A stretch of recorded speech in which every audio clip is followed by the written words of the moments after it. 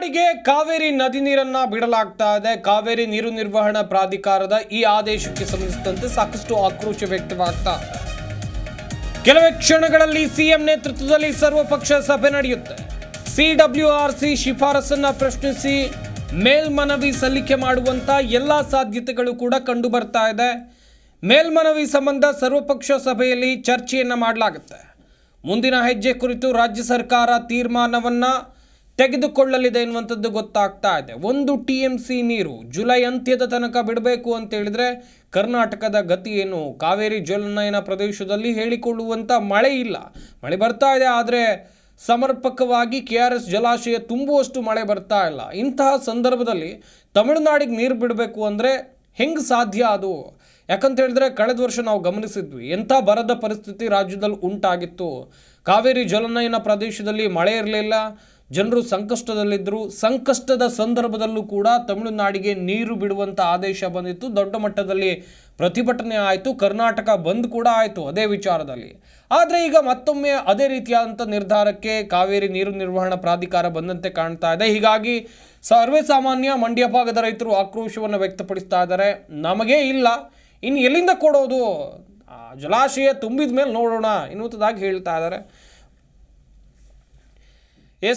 ಮಾಹಿತಿಯನ್ನು ಕೊಡ್ತಾರೆ ನಮ್ಮ ಪ್ರತಿನಿಧಿ ಪ್ರಶೋಭ್ ದೂರವಾಣಿ ಸಂಪರ್ಕದಲ್ಲಿ ಜಾಯ್ನ್ ಆಗ್ತಾ ಇದ್ದಾರೆ. ಪ್ರಶೋಭ್, ಸರ್ವಪಕ್ಷ ಸಭೆ ನಡೆಯಲಿದೆ ಎನ್ನುವಂಥದ್ದು ಗೊತ್ತಾಗ್ತಾ ಇದೆ. ಎಷ್ಟೊತ್ತಿಗೆ ಸಭೆ ಆರಂಭ ಆಗುತ್ತೆ? ಯಾರೆಲ್ಲ ಬರಲಿದ್ದಾರೆ ಈ ಸಭೆಗೆ?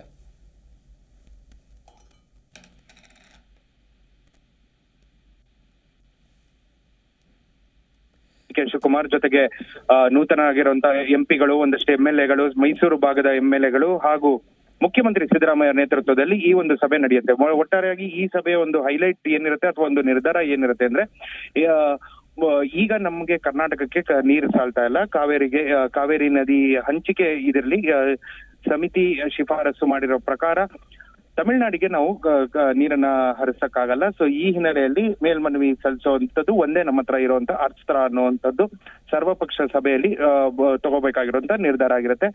ಮೇಲ್ನೋಟಕ್ಕೆ ಈಗ ಎಲ್ಲರೂ ಇದಕ್ಕೆ ಸಮ್ಮತಿಯನ್ನ ಒಪ್ಪಿಸ್ತಾರೆ ಅನ್ನೋಂತ ತಿಳಿದು ಬಂದಿದೆ. ಸಂಪತ್, ಪ್ರಶೋಭ್, ಇನ್ನೊಂದು ಕಡೆಯಲ್ಲಿ ಇದರ ಹೊರತಾಗಿ ಬೇರೆ ನಿರ್ಧಾರವನ್ನ ತೆಗೆದುಕೊಳ್ಳುವಂತ ಸಾಧ್ಯತೆ ಇದೆಯಾ? ಯಾಕಂತ ಹೇಳಿದ್ರೆ ಕಳೆದ ಬಾರಿ ಕೂಡ ಹಿಂಗೆ ಆಗಿತ್ತು.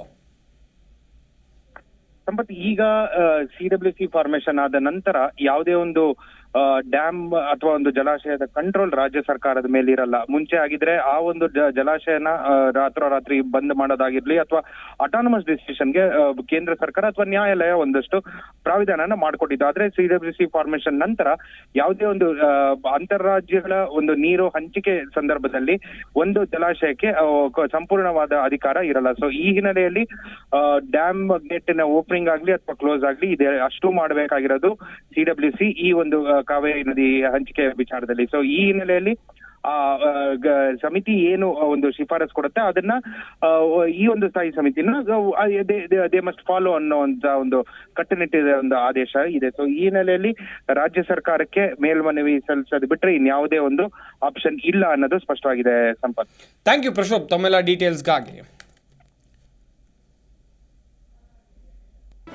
ಜಿ ಕನ್ನಡ ನ್ಯೂಸ್ ಈಗ ನಿಮ್ಮ ಮನೆಯಲ್ಲೇ ನೋಡಿ. ಎಲ್ಲ ಕೇಬಲ್ಗಳಲ್ಲಿ ಈಗ ಲಭ್ಯ. Sun Direct 292, Jio TV 1334, U Digital 162, City Cable 51, GTPL 17, Abhishek cables 821, Rock Line telecommunication 51, Shri Basaveshwara number 60, Vinayaka digital number 53, in digital number 896ರಲ್ಲಿ. ನಿಮ್ಮಿಸ್ತದ ಜಿ ಕನ್ನಡ ನ್ಯೂಸ್ ನೋಡಿ ಆನಂದಿಸಿ.